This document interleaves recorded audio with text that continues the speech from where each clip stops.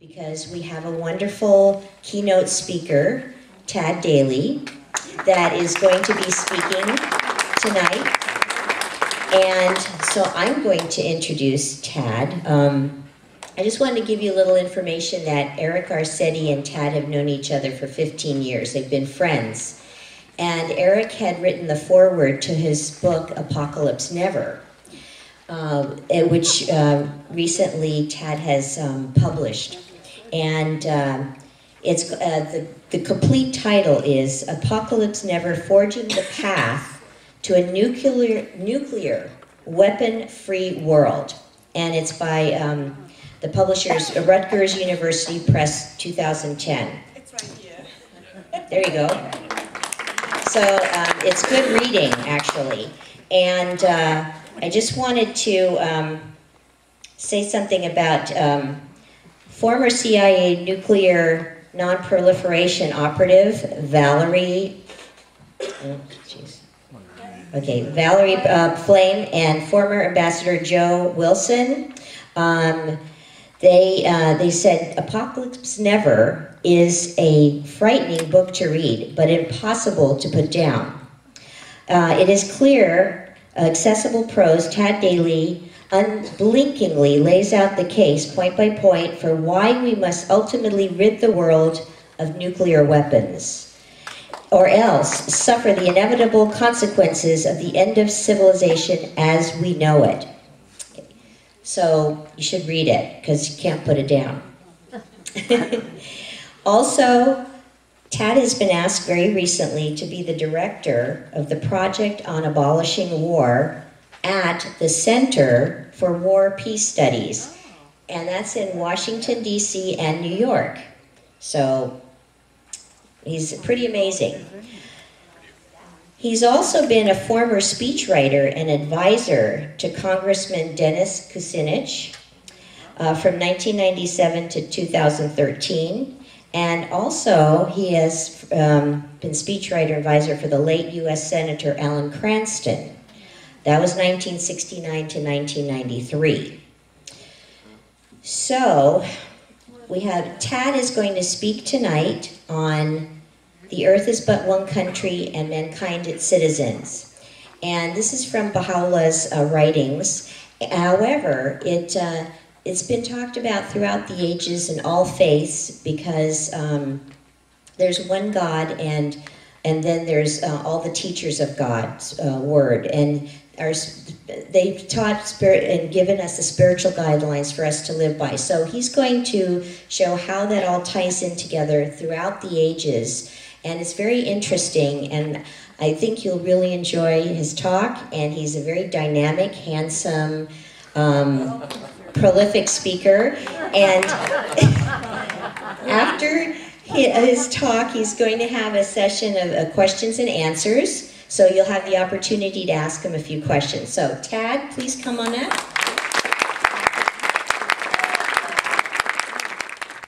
Man will never write, they said, before the alphabet came and man at last began to write. Man will never fly, they said, before the planes and blimps zoomed and purred in arcs, winding their circles around the globe. Man will never make the United States of the world. No, you are going too far when you talk about one world flag for the great family of nations. They say that now. They say that now. That was the great American poet Carl Sandburg, in the greatest of all his poems written in the 1930s during the darkest days of a worldwide depression, which he called simply The People. Yes, they say that now. They say that now. So I'm very happy to be here. I want to just apologize quickly at the outset for my cough. I had the flu about a month ago and I got over it, but I still have this lingering cough and I may just have to stop a couple of times and just do a big old cough, and I apologize for that. Not contagious, don't have to call 911, just bear with me on that. I'm so grateful to be here. I'm going to grab this water here. Barbara, thank you very much for that kind introduction, especially the handsome part. You like that? Could you elaborate? Barbara is a friend of mine. She is both a member of the Baha'i Faith and a honcho with the UNA Pacific Los Angeles chapter. And I am not here tonight to convert people to the Baha'i Faith, but Baha'i or non-Baha'i, I sure do want to encourage you to support the UN of today, to work to create the UN of tomorrow, and a great way to do that is to join the Pacific Los Angeles chapter of the United Nations Association. Barbara is an indefatigable activist. I didn't ask her permission if I could say this, but I'm just going to go ahead and say this is a big event and obviously takes a lot of planning. And right in the middle of it, a month or so ago, Barbara's brother died. Oh, no. Yes, and I just really want to offer my condolences personally and from the whole room. And, you know, they say that you find out who your real friends are in the darkest times because that's when they shine the brightest. And so I hope some of us have been that kind of friend to you, Barbara, and I know that you, here, right in our midst, are one of the shining stars that we have. And thank you very much.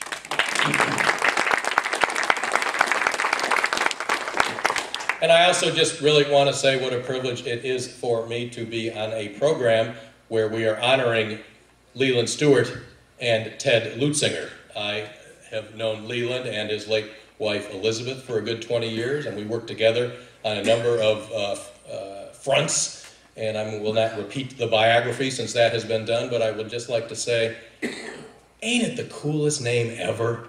The Unity and Diversity World Council.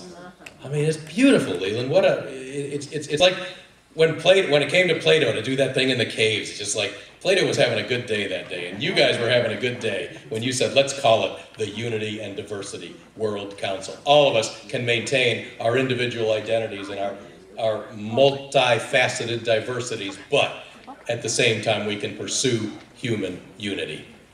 So I'm happy to be here with Leland. And I have just one thing to say about Ted Lutzinger, which is that everything you hear me say tonight about that vision of Baha'u'llah, which Barbara mentioned and which I'm going to talk some more about, all of it started in me with him. Santa Monica Farmers Market, the fall of 1990, I was a bright, shiny graduate student at the Rand UCLA Center for Soviet Studies. That's how long ago it was. It was still a Soviet Union, and I was walking around looking for a sandwich, and there's this crabby old guy sitting, he was crabby and old even then, let alone now, sitting behind this table, and there was a banner and it said World Federalist Association. And I said, what's a World Federalist? And you know what he did? He told me. And I have been hooked ever since. And you made me everything that I am today, Ted, about the vision of human unity, the vision of one world. I'd never heard a word about it until I talked to you. We need more like you. We need more like you planting those seeds, Ted Lutzinger. So I'm really honored to be here with both of you gentlemen tonight.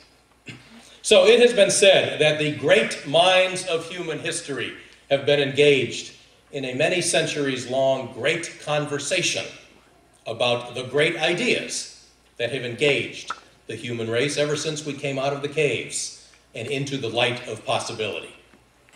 Well, I think that this fellow known as Baha'u'llah, born in Iran with the name Mirza Hussein Ali Nouri, who lived from 1817 to 1892, I think this cat was not just the founder of the Baha'i Faith. I think that he was, without any question, one of those greatest minds in all of human history. And I would also assert that Baha'u'llah's most famous sentence, which I have been invited here to talk about tonight, the earth is but one country and mankind its citizens. I would assert that that sentence is without any question one of those great ideas. And one of the things that I want to do tonight, not the only thing, but one of the things, is to share with you some of the other great minds, like Carl Sandburg. That's why I opened with that, who have, over the centuries, been engaged in conversation with Baha'u'llah and with each other about this singular great idea. Quote, civilization is a process in the service of eros. Eros, whose purpose is to combine single human individuals, and after that, families, then races, peoples, and nations into one great unity, the unity of humankind. That was Sigmund Freud, another of the great minds engaged in the great conversation with Baha'u'llah about this great idea. So allow me to recite the sentence again. The earth is but one country, and mankind its citizens. This sentence, I understand, appears prominently on the facade of virtually every center of the Baha'i faith in the world. It is such a prominent part of the Baha'i faith, in fact, that I ask you to indulge me if henceforth tonight I refer to it simply as the sentence. Let's talk tonight about the sentence. Mankind, its citizens. Now today, of course, we would say humankind, but that is just an artifice of the age. We are more sensitive today, as we should be, to the inclusiveness of language, and indeed humankind is a better term than mankind. But from what I, not a practicing Baha'i, but a lifetime Roman Catholic who sticks with it, even though I affirmatively disbelieve about 50% of what the nuns taught me when I was a kid, but I'm sticking it out. From what I have learned as a non-Baha'i about Baha'u'llah, when he said mankind, he very much meant all human beings, the family of humanity, all women, all men. And, well, given the outfits I've selected for a few of my Halloween costumes in years past, let us say all women, all men, and everything in between. Show me that you're really committed to the vision of one world, and maybe I'll show you some pictures sometime. So I would, oh yes, that's a good reaction to that, yes. So I would like to draw a distinction tonight in my talk about the sentence. I would like to talk about the sentence as a spiritual truth, and then I would like to talk about the sentence as what I think I would like to call a future historical aspiration. Quote, "Our true nationality is mankind, a federation of all humanity, together with a sufficient measure of social justice to ensure health, education, and a rough equality of opportunity to most of the children born into the world, would mean such a release and increase of human energy as to open a new phase in human history." That is the incomparable genius H.G. Wells. Great mind. Great conversation, great idea. So as a spiritual truth, I would argue the sentence is exactly right. It's the middle of the 19th century, and Baha'u'llah looks at both the time and place in which he lived and the whole history of the human race, and he sees perpetual war and perpetual strife and perpetual division. And so he says the earth is but one country, and mankind its citizens. We are all members of one race, says Baha'u'llah, the human race. Our divisions are an error, a mistake, a flaw in the human condition. We, the people of mankind, are not, in fact, citizens of separate communities, he said. We are all of us citizens of one community, a single, unified human race. The earth is but one country, and mankind its citizens. And now here, I believe, is one of the most important things we can say about the sentence as spiritual truth. This does not have to be some remote aspiration. It's something we can ask other people, other citizens of the human race, Baha'is and non-Baha'is alike, to articulate and embrace and proclaim right now. This is not a distant historical goal like Carl Sandburg's United States of the World certainly is, or H.G. Wells' Federation of All Humanity certainly is. This is a personal conviction that we, those of us who we might say are already acolytes of the sentence.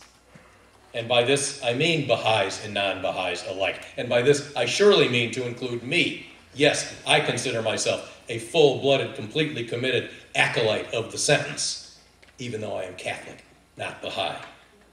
And I said that I was not here to convert people to the Baha'i faith, but I do stand before you tonight to urge each and every one of you to also become fully committed acolytes of the sentence.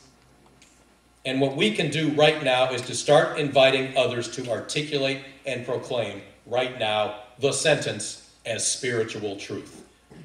We acolytes of the sentence need to go out and start saying to other members of our one human family things like this, quote, I am a citizen of Los Angeles. I am a citizen of California. I am a citizen of the United States of America. But I am most profoundly a citizen of the world. For me, that is my first citizenship. For me, that is the most important citizenship of all. How about this? Quote, I am proud to be an American. I feel a deep allegiance to the USA. But in the end, my deepest allegiance is not my allegiance to the country where I happen to have been born. For me, my deepest allegiance is my allegiance to the planet on which all of us have been born. My allegiance to humanity, my allegiance to one world. We can say that right now, and we can ask other people to say the same. Yes, you bet, I am indeed a patriot. I love my country. But in any hypothetical future showdown between my love for my country and my love for my world, I know where I will come down. My national patriotism is very important to me, but in the end, it is not as important to me as my planetary patriotism. That is something we can stand up and proclaim right now and invite other people to join us in that conviction. That last one, that hypothetical showdown, is something that I borrowed from the great science fiction writer Spider Robinson in his eulogy for perhaps the greatest science fiction writer of all, Robert A. Heinlein.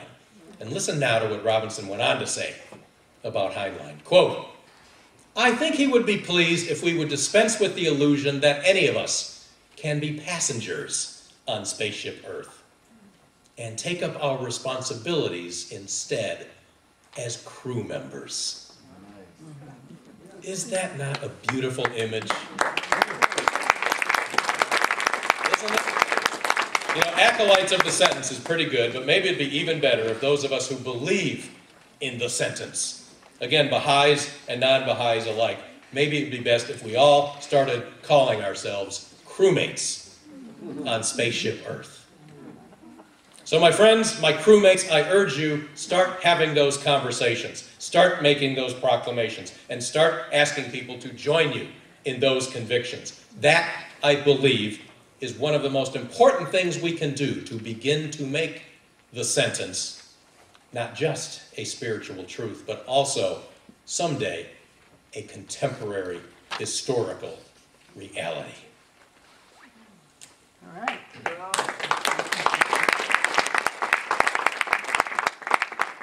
coughing so far. I'm hanging in there, just taking these slugs. Thank you very much.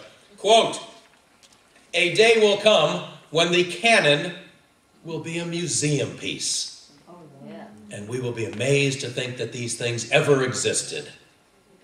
I belong to a party which does not yet exist, the party of civilization. There will come from it first a United States of Europe and then a United States of the world. You know who that was? Victor Hugo. Victor Hugo, a contemporary of Baha'u'llah. Great writer and thinker of the 19th century. Great mind, great conversation, great idea.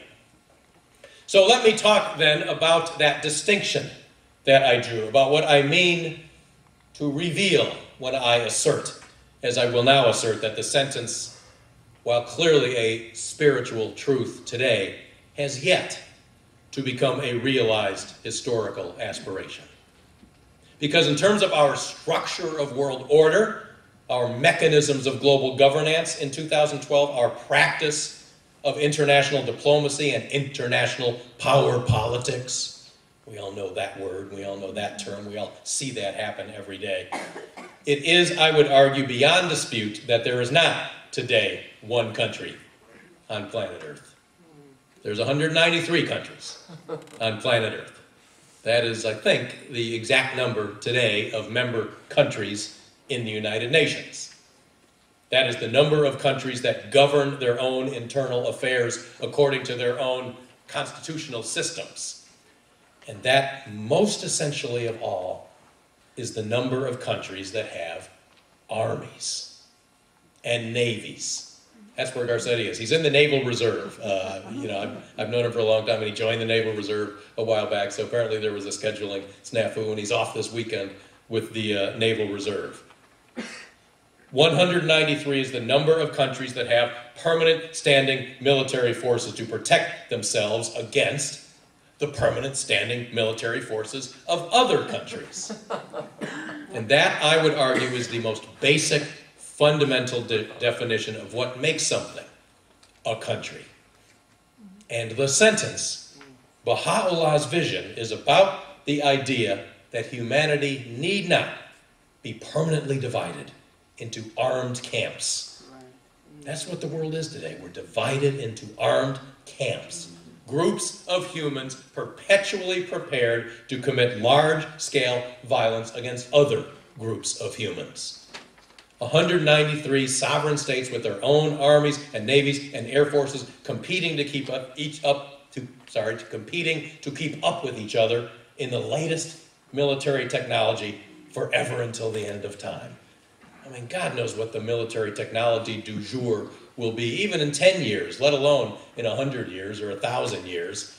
But the current world political system just assumes that all these states will have to build whatever the latest thing is because the other guys are building the latest thing. Even if China and America do not go to war with each other and fire a single shot at each other for the next 100 years, they're the two great powers today in 2012, and many people would say, well, that'd be great if we can avoid any shooting war. But is it really an optimal human condition if each year, each country has to spend close to $1 trillion just because the other country is doing the same thing? It's a different vision that Baha'u'llah held. It's a different vision that Wells and Hugo and Carl Sandburg and so many others have held.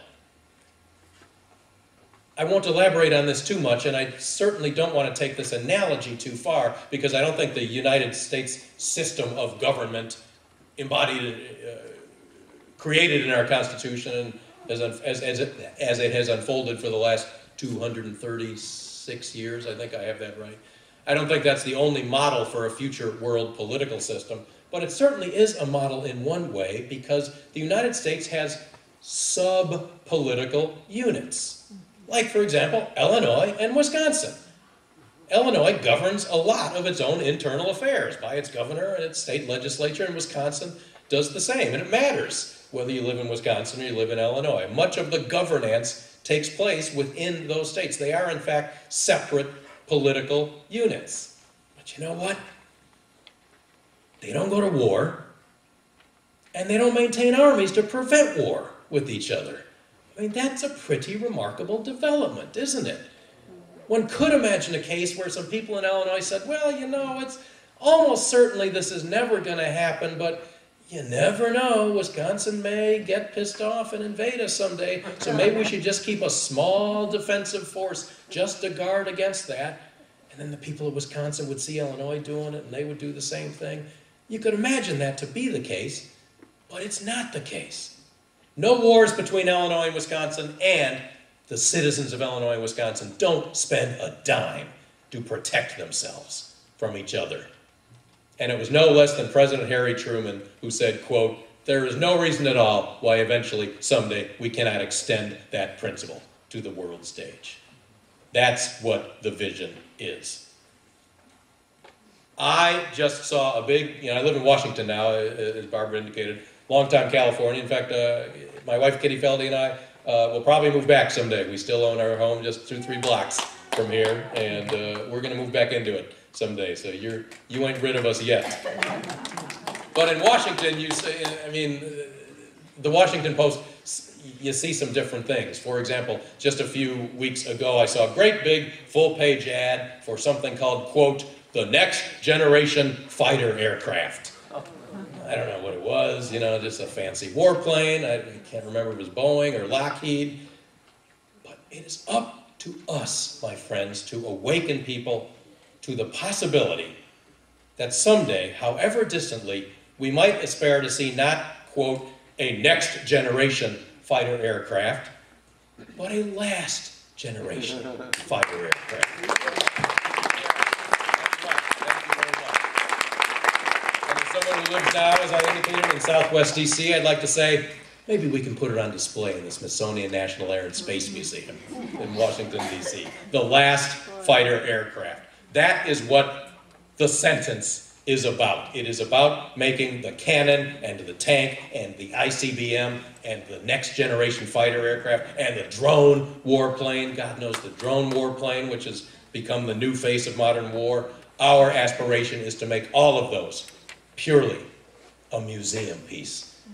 And as Victor Hugo said, someday our grandchildren's grandchildren will look at those and they will be amazed to think that the human race ever did such things. Just like we are now amazed that our remote ancestors did things like cannibalism and slavery and human sacrifice. Things that were with us for thousands and thousands of years, but are with us no more. The human race can evolve. There can be a next step in the social evolution of the human species, and that's what the sentence is about. The sentence says, someday we can bring an end to a world of armed camps.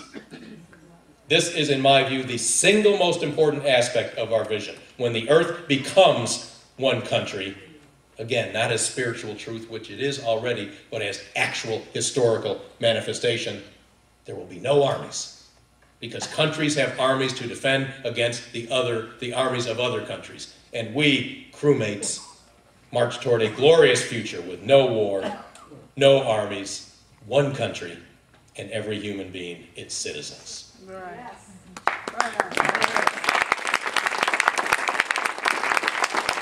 And of course, perhaps the most important implication about that of all is that it means the next time we do this, Garcetti won't have no excuse. No naval reserve anywhere in the world. No excuses for Garcetti. Tell him that next time we see him. Quote, human history can be viewed as a slowly dawning awareness that we are members of a larger group. Initially, our loyalties were to bands of wandering hunter-gatherers, then to tribes, small settlements, city-states, nations. If we are to survive, our loyalties must be broadened further to include the whole of the human community. We speak for Earth. That was Carl Sagan. Carl Sagan, the great astronomer, the great popularizer of visions of the universe. A great mind engaged in a great conversation about a great idea. So I'm not going to keep you too much longer here. I just want to share with you a few of the other aspects of the future tangible manifestation of our current spiritual truth. It's the idea that the rampant economic globalization that we hear about so much, economic and in so many other realms, must eventually be accompanied by a political globalization. Political institutions that are globalized in the same way that everything else about the human condition seems to be globalized. It's the idea that just like on every other level of governance, cities, states, provinces, countries, someday the global level of human affairs can be organized according to the same principles. A constitution, an executive branch, a legislature, a judiciary, and police to enforce the laws. And especially important is this concept of a world legislature. You know, our friend Eric Garcetti is a city councilman. People elect him to represent them in the legislature of the city of LA. And all of us here in California, we elect people to represent us in the LA City Council, in the state legislature in Sacramento, particular individuals, in the national legislature in Washington, which of course is the House of Representatives, and the US Senate. We elect particular individuals to serve as our voice. Why is it such an outlandish idea to suppose that we could do the same thing on the world level? A parliament of humankind. That is very central to what the sentence is about. And it doesn't mean, hear me on this, it doesn't mean that people don't have disputes. Baha'u'llah's vision is not one of everyone just joining hands and singing Kumbaya. It is not. It is that the inevitable disputes that arise in human affairs are settled, this is not my phrase, but it's a terrific phrase, are settled not by the law of force, but instead by the force of law. And most fundamentally, the sentence is about the idea that thou shalt not kill cannot really mean what it means today. That if you kill a single citizen of your own country, you are called a murderer. But that if you kill 100 citizens of some other country on something that someone has identified as a battlefield, then you're called not a murderer, but a war hero. That can't be what it really means. Remember the DC sniper? Remember that and how horrible that was before I moved to DC? But you can hardly think of a more horrible activity than just sitting 300 yards away and singling people out. The DC sniper. And you may recall that he was executed just a year or so ago. But I noticed this, I thought of this, because right now on talk radio around the country, there's some guy going around being interviewed because he's written a book called American Sniper. Because he's a Green Beret or a SEAL or something like that. And the subtitle is The Deadliest U.S. Marksman in American history.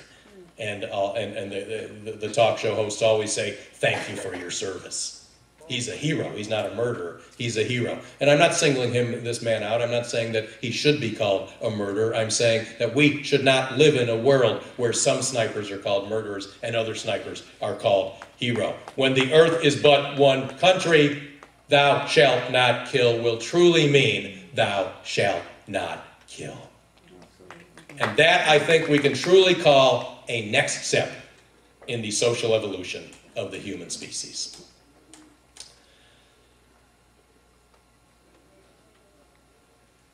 Quote, I dipped into the future, far as the human eye could see. I saw the vision of the world and all the wonders that would be, till the war drum throbbed no longer, and furled in the Parliament of Man, the Federation of the World. That is Alfred Lord Tennyson, arguably the greatest poet of the 19th century, at least in the English language, a contemporary of Baha'u'llah. Those lines were written in 1842. Great mind, great conversation, great idea.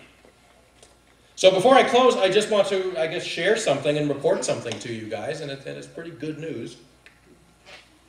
Barbara indicated that I wrote this book right here, and Faria, God bless her, raced up on the stage and waved it in everybody's face. Thank you very much.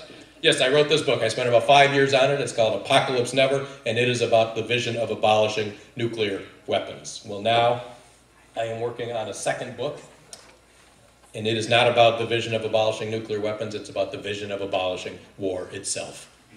And I guess since there's so many friends of mine in the audience, I'd just like to share with you that I'm actually getting funded. I'm actually getting sponsored. I've joined this think tank, as Barbara indicated, called the Center for War Peace Studies. Thank you, really. And it's a small, venerable think tank in both Washington and New York. And they said, we need somebody to write a book that will reintroduce this great idea that I've been talking about into the affairs of humanity, that will reintroduce it into the contemporary conversation and try to apply it to the historical conditions of the 21st century. So I'm writing a book. I have a three-pronged elevator speech. You ready? 1, it is about reinventing the United Nations and asking the question, what kind of UN system would we create if we were designing it from scratch today? 2, it is about what I've been talking about tonight, global citizenship, planetary patriotism, allegiance to humanity, and giving those concepts some tangible historical content and future historical meaning. And 3rd, it is about the history and future of this ancient idea. It dates back at least to Dante in the 14th century, and arguably even before that, the idea that something like a world republic, some distant day, a united earth, the earth as one country, can someday serve to bring about both a world without armies and a world without war. In my researches on this, for this book, I came across another quote from a fellow named Clement Attlee. Clement Attlee. You know that name? He's not quite as historically prominent as some of the figures I've been citing. He was the Prime Minister of Britain right after Churchill. Churchill left office just 2 months after Hitler died, I guess. I think it was July of 1945, and Clement Attlee becomes the Prime Minister. And I discovered that in 1946, Clement Attlee stood before the British House of Commons and he said, quote, "World government is the ultimate goal of Great Britain's foreign policy." And I was really struck by that. Not just at how inconceivable it is today that the head of state of a major first world nation would say world government is our goal, but that he talked about an ultimate goal of our foreign policy. I mean, that's a conversation that we never hear, really, you know? I mean, whether you're a Democrat or a Republican, you have to acknowledge that our current president, Barack Obama, is a pretty smart guy and a pretty visionary guy. But I've never heard him or his Secretary of State, Hillary Clinton, talk about that in those terms. What is the ultimate goal of American foreign policy? So that's the kind of conversation I think we ought to have and we can generate by talking about the sentence, by serving as acolytes of the sentence, by identifying ourselves as crewmates on Spaceship Earth. One of the things that does make us fully human, I would submit, is that we can, if we choose, look more than a lifetime or two in either direction. You all know that Ray Bradbury died not too long ago. This is a tangent, it's not even in my notes here, but my wife, Kitty Feldy, the public radio journalist with KPCC, whom many of you know or know of, interviewed Bradbury several times, and it goes all the way back to when she was a student at UC Irvine, and apparently she introduced him to some kind of a gathering at UC Irvine, and then 30 years later or something, Kitty has Ray Bradbury on her radio show, so she asked him to sign her yearbook. This picture in her yearbook from 1970-something. So I brought that up because I'm not sure if it was his last book, but one of his last books was called Too Soon from the Cave, Too Far from the Stars.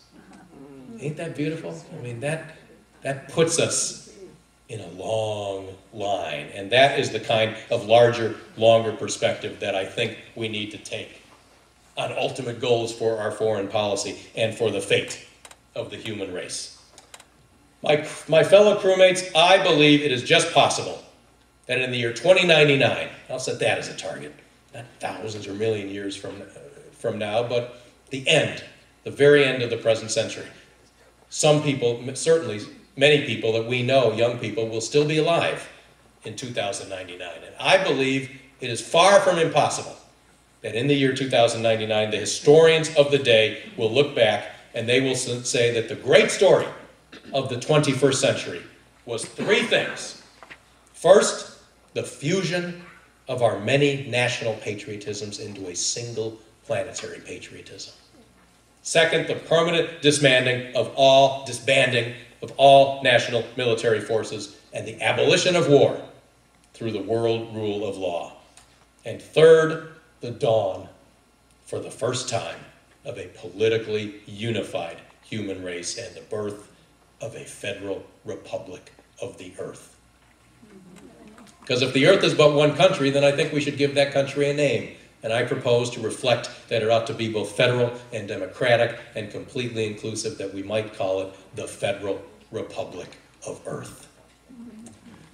I think it just might happen, my friends, my fellow crewmates, because Victor Hugo said something else, didn't he?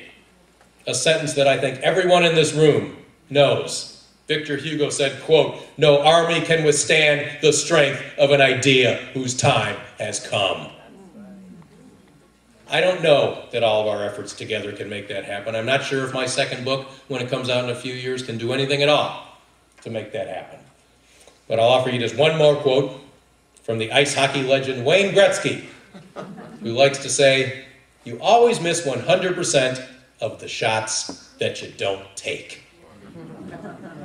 So crewmates, my fellow crewmates on Spaceship Earth, my fellow acolytes of the sentence, let all of us give it our very best shot. Let all of us, Baha'is and non-Baha'is alike, never waver in our conviction and our public declaration that the earth is but one country and mankind its citizens. And when those inevitable voices of opposition object, and when they say, no, you are going too far when you talk about one world flag for the great family of nations, we'll look them right back in the eye, and we will say in reply, you say that now.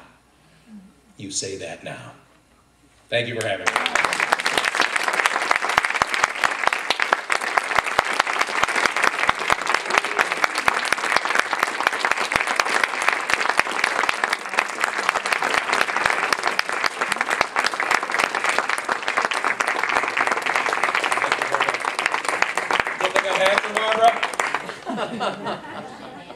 Yeah, by all means. Yeah, I mean, you guys are in charge, but I can stay as long as you want. Barbara, why don't you come up and like moderate a little bit or something? Moderate, yeah. Or no, I'll call on my friend Chicane. House lights. So you can see people when they have a question. Somebody hear that? House lights. I'll get it. Curry, take care of it. Okay, I guess I'm in charge. Who's going Chicane, to run this new world order, this one world? Who's going to run something that big, properly? Not one person. You are. So that's the question, who's going to run it? Exactly. Yes? It's too big. Well, I think the best answer that I can offer is who runs the city of Los Angeles? The people we elect.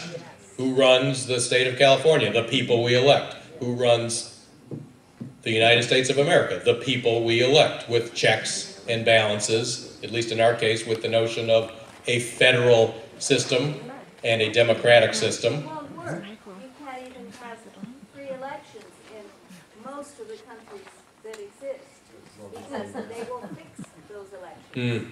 So how is this going to work? It's a lovely idea. Well, it's an excellent question, and I think you do an excellent job of describing the world of today. But, you know, I'm trying to aspire to a world of tomorrow. I'm trying to suggest that maybe standing military forces don't have to be a permanent part of the human condition. I mean, go ahead. Ask one more follow-up question. Because I don't quite understand what it is you want me. Do you want me to say, oh yes, there's lots of tyrannies in the world, so therefore we shouldn't even aspire to abolish war? Of course we should. Yes. When the Prime Minister of England, who took over from Churchill, Yes. suggested one world to be, he was thinking of the British running it like they did with their empire. That's why he said it.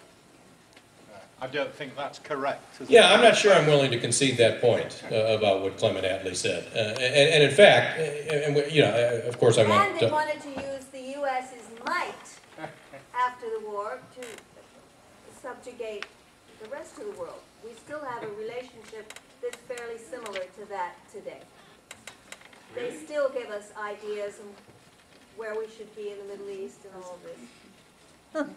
I didn't get into it tonight, madam, but one of, you know, because I just didn't want to stand up here and talk forever, but one of the things that, sorry, let me start over again. I threw out a lot of quotes about some great minds who've talked about these ideas throughout the ages, all of them recognizing the kind of problems that you identify, but nevertheless saying we ought to have some kind of ultimate goal, and ought to be something other than the world being divided into armed camps forever until the end of time.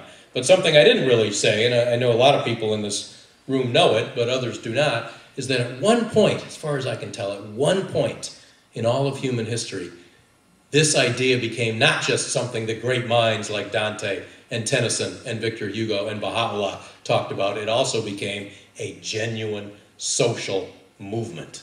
And that was between about 1943 and 1953. The idea of abolishing war through the creation of something like a world republic was a serious idea that had lots of adherents and chapters on college campuses, from the United World Federalists, which was the organization that Lutzinger was sitting behind the table for.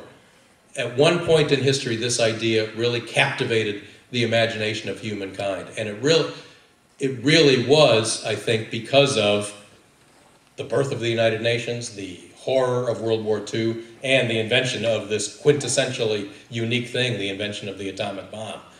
The idea kind of faded away, but I don't think that's because the idea is fundamentally flawed.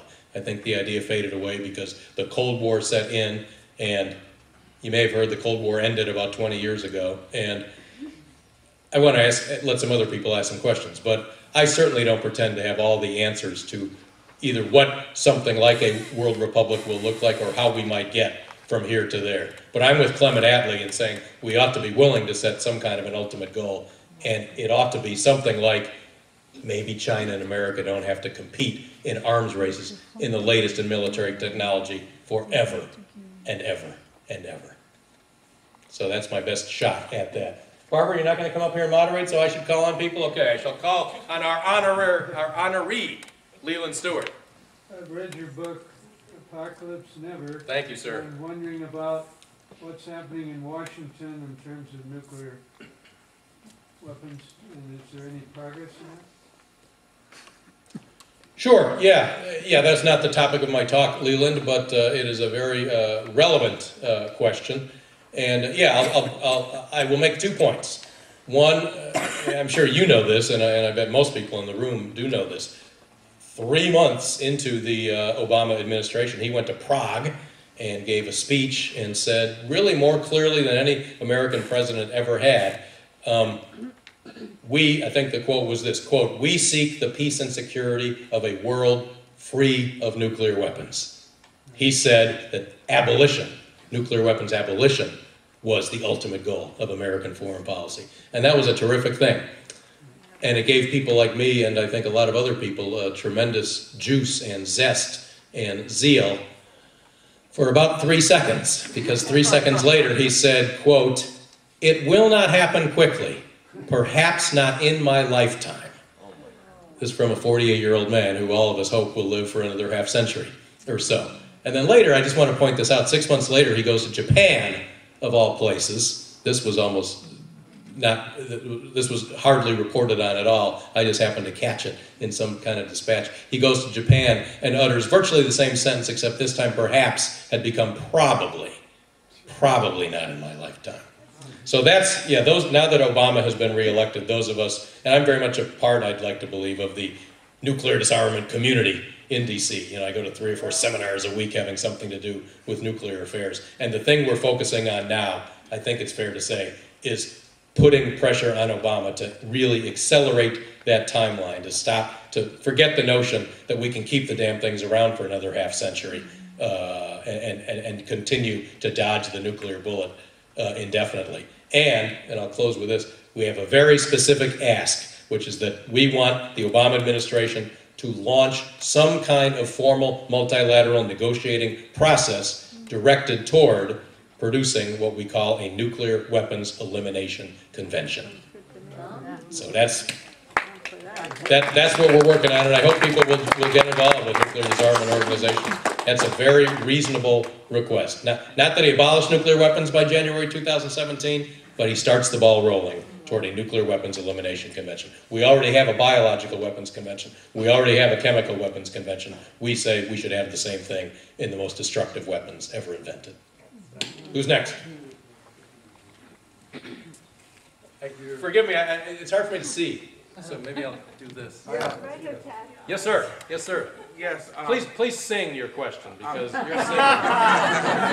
Really, no, it was fabulous. I haven't read your book, but I'm very moved interested. by you guys. Thank you so much. What was the first song? A Brighter Day is Ahead? Was that the phrase? Brand new day. Brand new day. Brand new day. Yeah. Thank you. Really. I haven't read your book, but it's on my short list of books to get. Thank you. To read because Pretty cheap on Amazon. okay. It's Check out the Amazon page. It's got all kinds of terrific Definitely customer will. reviews. That's where I get and most it's of my cheap. books. Good. Thank you. Or Where, other books, yes. Thank you. where is the feeling of other groups of other countries where they feel that they're not vulnerable if they get rid of their arms? Yeah. And who's going to go first? And you know how some people are like, well, I don't trust you. I say I will, but I want to see you do it first. How would that set in without someone feeling vulnerable, and then someone that's working on nuclear, you know, that don't have it, but say, okay, if they're out of it, we can keep it. undercover, who's going to police or who's going to you know, because it's that fear. It's the fear. If I get reminded, I don't have any, but you might still have one. All it takes is one. You know, you understand what I? No, totally. Yes, yes.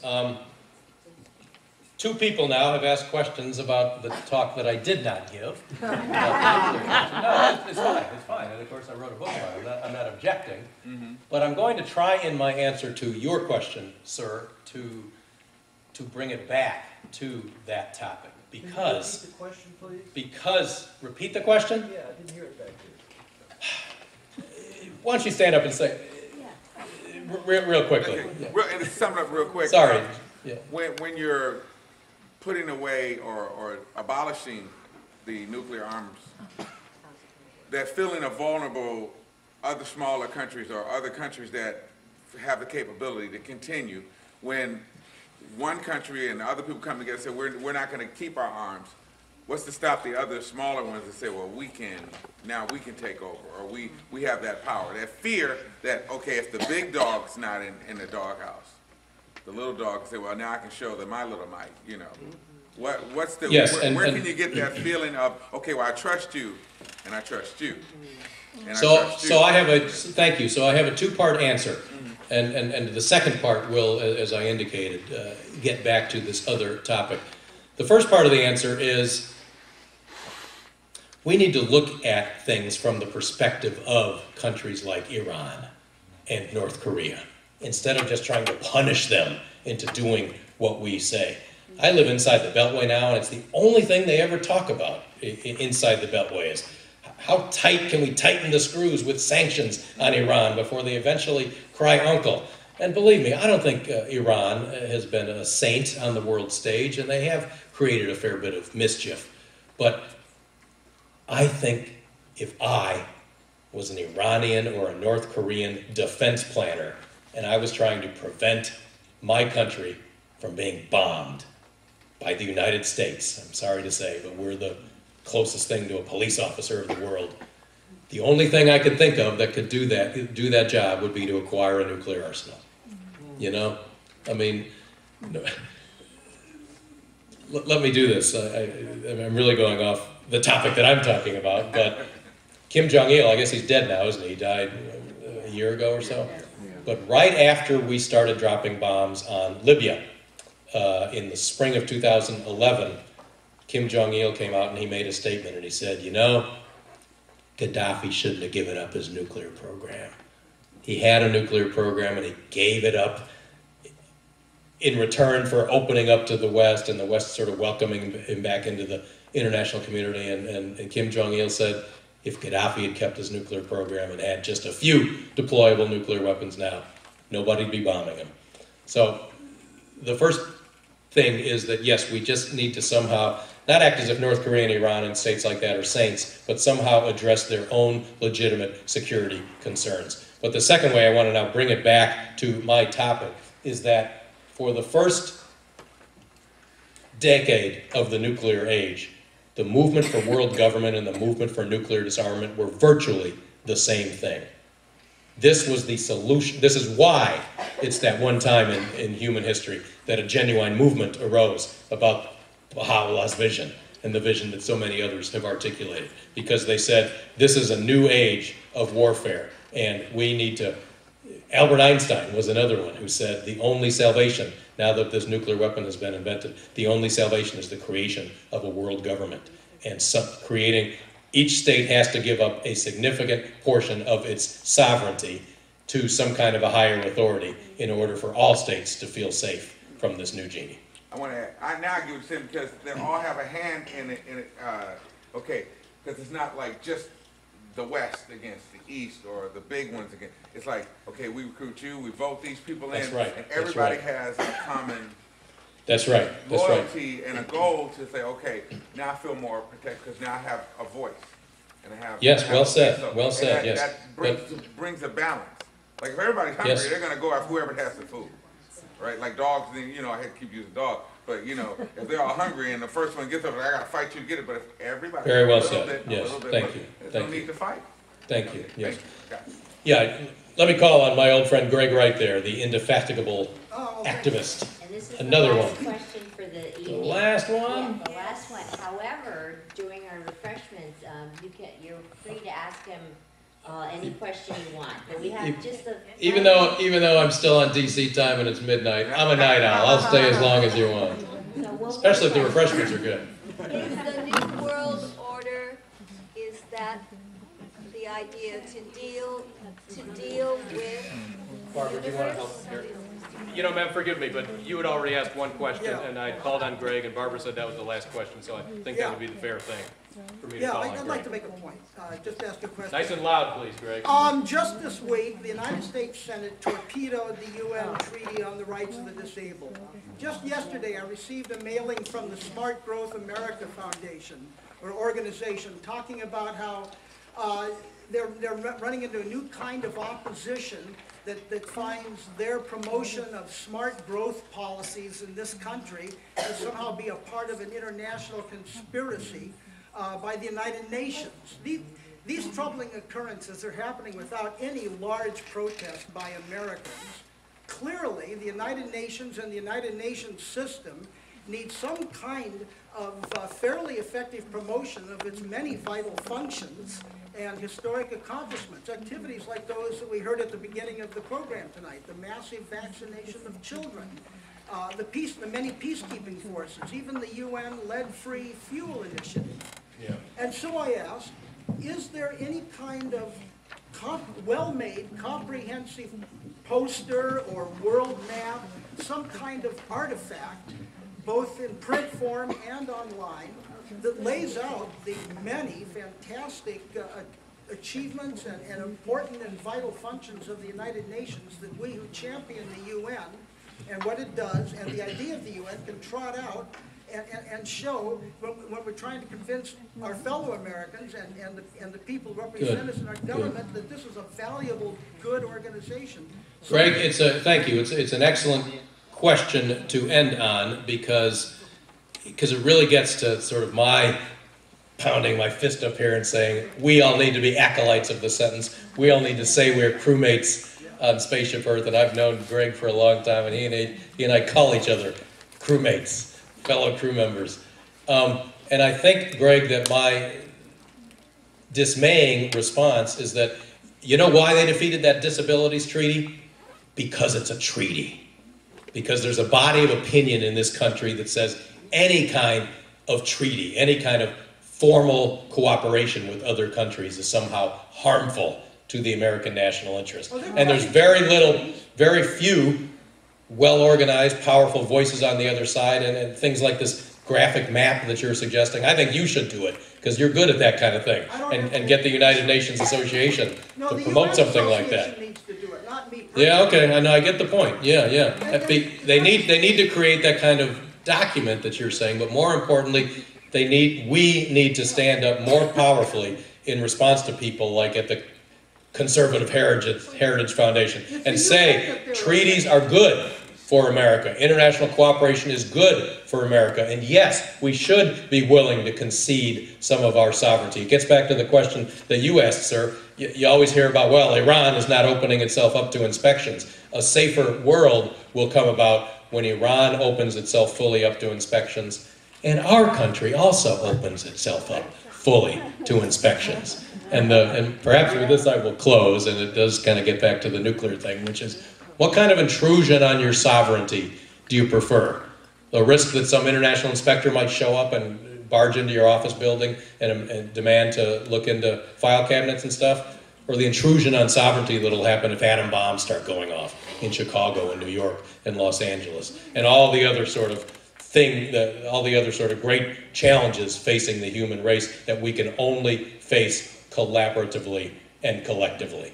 So I think we ought to, yes, both promote those kinds of achievements that the UN does, that Barbara talks about so well and that you've talked about so well, Greg. And I think we also ought to say that our ultimate vision, our ultimate goal, our ultimate destination ought to be for the earth to be one country and mankind its citizens.